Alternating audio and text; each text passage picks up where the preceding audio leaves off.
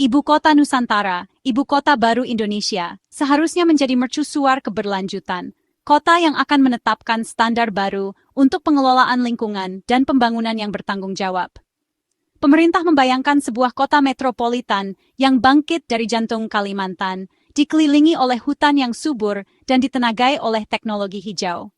Proyek ambisius ini seharusnya melambangkan era baru bagi Indonesia, di mana pertumbuhan ekonomi dan pelestarian ekologi dapat berjalan seiring.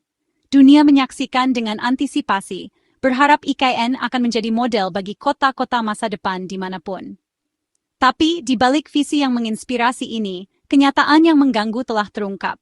Sebuah operasi penambangan batu bara ilegal besar-besaran telah ditemukan, beroperasi secara terang-terangan, bahkan di dalam batas-batas yang dilindungi Taman Hutan Raya Bukit Soeharto. Tambang-tambang ini, yang tersembunyi di depan mata, telah merusak lanskap dan merusak cita-cita yang seharusnya diwakili oleh IKN. Kontras antara hutan yang tak tersentuh dan lahan yang gundul, yang digali, sangat mencolok, pengingat visual akan perjuangan yang berkelanjutan antara konservasi dan eksploitasi. Sejak 2016, lebih dari 160 hektar lahan konservasi yang berharga telah dirusak oleh kegiatan penambangan ilegal. Yang membuat ini semakin mengkhawatirkan adalah kedekatan kehancuran ini dengan infrastruktur inti ibu kota masa depan Indonesia.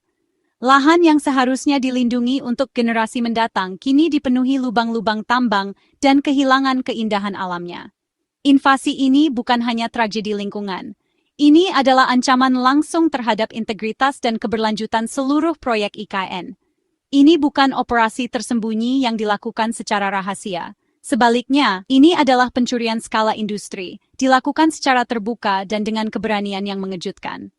Alat berat dan peralatan pertambangan beroperasi di siang hari bolong, meninggalkan jejak kehancuran. Skala dan visibilitas kegiatan ini menimbulkan pertanyaan mendesak tentang pengawasan, penegakan hukum, dan efektivitas peraturan yang ada. Bagaimana penambangan ilegal yang begitu luas bisa luput dari perhatian atau tidak ditentang begitu lama? Keberanian penambangan di zona konservasi menunjukkan kerentanan yang mendalam dalam proyek-proyek nasional kita. Ini mengungkapkan celah dalam pemantauan, penegakan hukum, dan akuntabilitas yang harus segera ditangani. Bekas luka yang tertinggal di tanah bukan hanya fisik, mereka mewakili pelanggaran kepercayaan dan tanda peringatan untuk pembangunan di masa depan.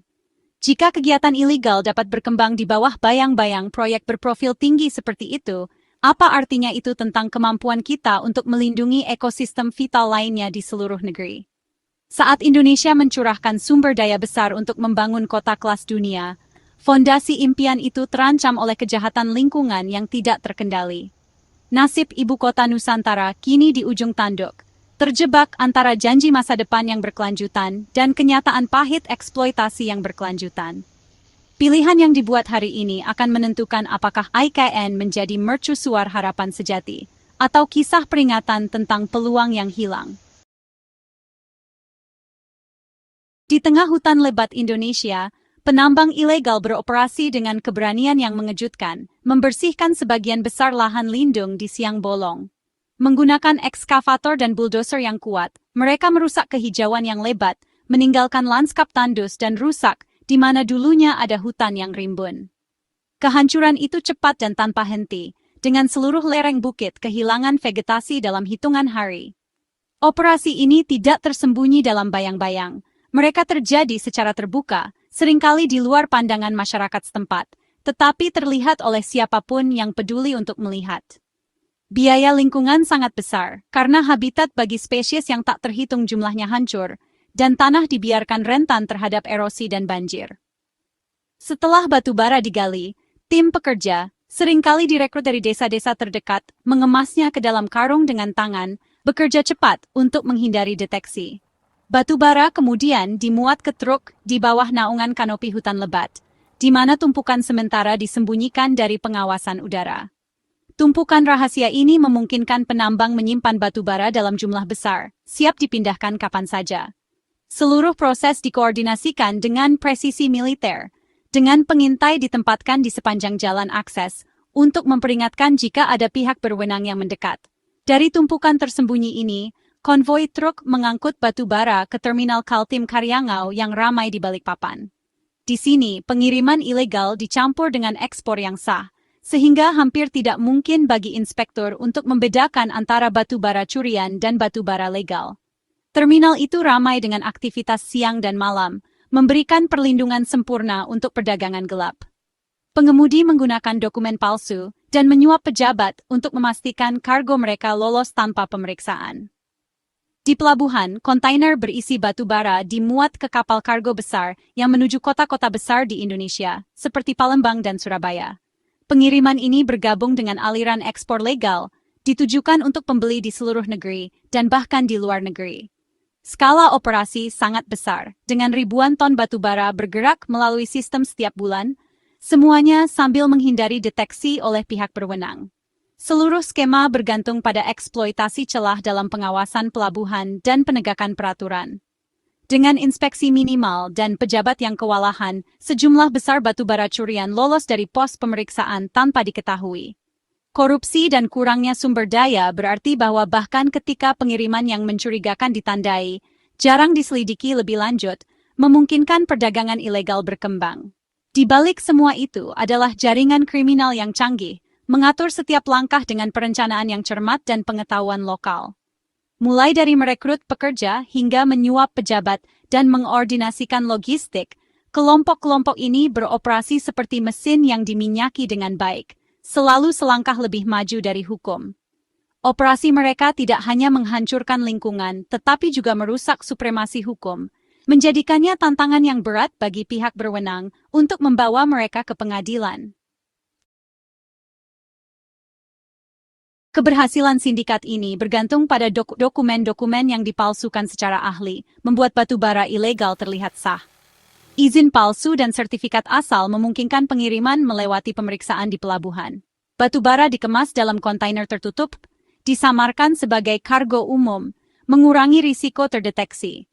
Metode ini menyembunyikan batu bara ilegal di antara ribuan pengiriman sah, memanfaatkan kompleksitas logistik maritim. Operasi ini tidak hanya melibatkan penambang, tetapi juga orang dalam yang memiliki pengetahuan tentang pertambangan, pengiriman, dan pemalsuan dokumen. Membongkar jaringan ini membutuhkan respons penegakan hukum yang multi-aspek. Negara rugi sekitar 5,7 triliun rupiah, uang yang seharusnya bisa dipakai untuk layanan publik. Dampak lingkungannya lebih parah. 140 hektar lahan konservasi berubah jadi lubang beracun, sungai tercemar, dan habitat hancur. Logam berat dari tambang mengancam pasokan air dan kesehatan masyarakat selama beberapa generasi. Biaya pemulihan akan jauh melebihi nilai batu bara yang dicuri, dan beberapa kerusakan mungkin tidak bisa diperbaiki. Kerusakan ini merusak impian kota hutan pintar di IKN. Kasus ini jadi peringatan keras. Pembangunan berkelanjutan butuh penegakan hukum yang nyata, bukan cuma rencana besar. Besarnya kejahatan ini menuntut respons gabungan dari Kementerian Energi dan Sumber Daya Mineral, ESDM, dan Kepolisian Nasional. Sebuah laporan dari masyarakat tentang pengiriman batu bara yang mencurigakan memicu penyelidikan, yang mengarah pada penggerebekan terkoordinasi dan penyelidikan kriminal. ESDM memberikan keahlian teknis, sementara polisi memimpin penyelidikan kriminal, melacak tersangka, dan menyita barang bukti. Kolaborasi ini mengirimkan pesan yang jelas, pencurian sumber daya akan dihadapi dengan tindakan yang bersatu dan tegas. Kepolisian negara fokus pada penuntutan pidana, mengidentifikasi, menangkap, dan mendakwa mereka yang berada di balik penambangan ilegal. Penyelidikan mereka melacak aliran uang, mengungkap dalang, dan membongkar seluruh jaringan.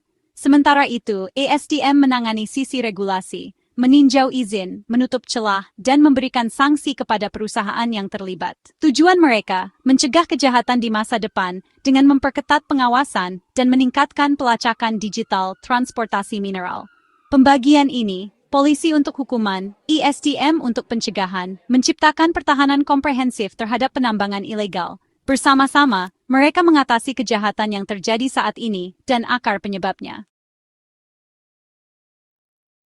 Direktur Jenderal ESDM, Real Jeffrey Huawei, menekankan pencegahan.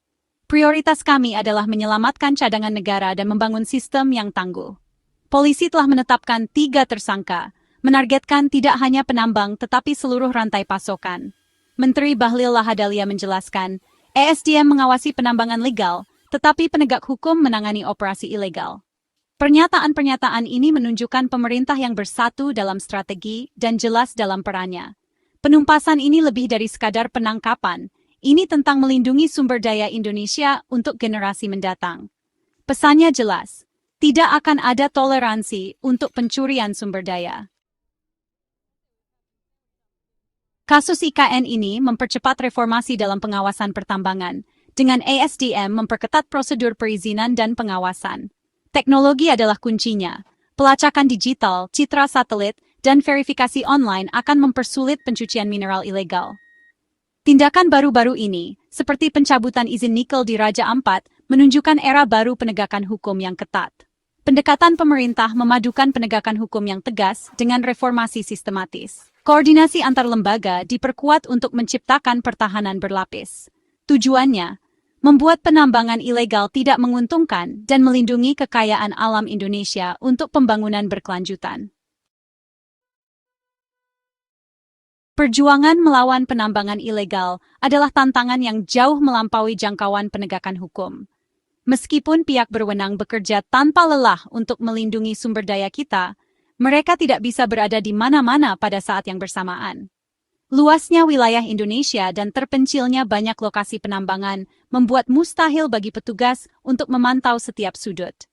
Disinilah kekuatan dan tanggung jawab warga negara biasa menjadi sangat penting. Setiap pasang mata dan telinga di masyarakat dapat membuat perbedaan, membalikan keadaan melawan mereka yang berusaha mengeksploitasi kekayaan nasional kita demi keuntungan pribadi. Kasus IKN misalnya, terungkap bukan karena penggerebekan pemerintah, melainkan karena keberanian dan kewaspadaan seorang warga yang berani angkat bicara. Tindakan tanggung jawab ini memicu serangkaian peristiwa yang mengungkap operasi ilegal dan melindungi sumber daya berharga untuk generasi mendatang. Warga yang tinggal di dekat area pertambangan seringkali menjadi yang pertama menyadari ketika ada sesuatu yang tidak beres. Kehadiran mereka setiap hari membuat mereka memiliki posisi unik untuk melihat aktivitas yang tidak biasa, kendaraan yang tidak dikenal, atau perilaku mencurigakan yang mungkin tidak akan terdeteksi. Dengan mendokumentasikan dan melaporkan tanda-tanda ini, mereka menjadi garis pertahanan pertama, membantu pihak berwenang merespons dengan cepat dan efektif terhadap potensi ancaman.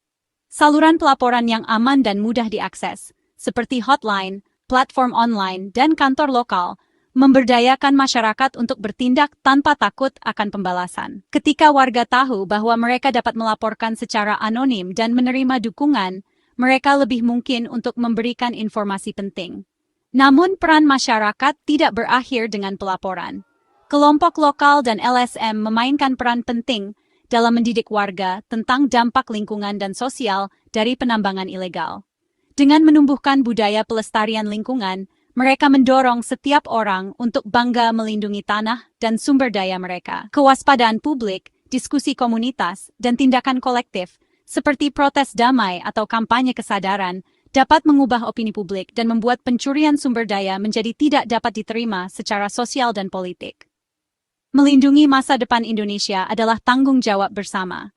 Ketika warga, masyarakat, dan pihak berwenang bekerja sama, kita menciptakan kekuatan besar untuk kebaikan. Kekuatan yang dapat menjaga kekayaan nasional kita untuk generasi yang akan datang. Mari kita sambut panggilan ini, tetap waspada, dan menjaga kekayaan nasional kita. Karena masa depan Indonesia ada di tangan kita semua.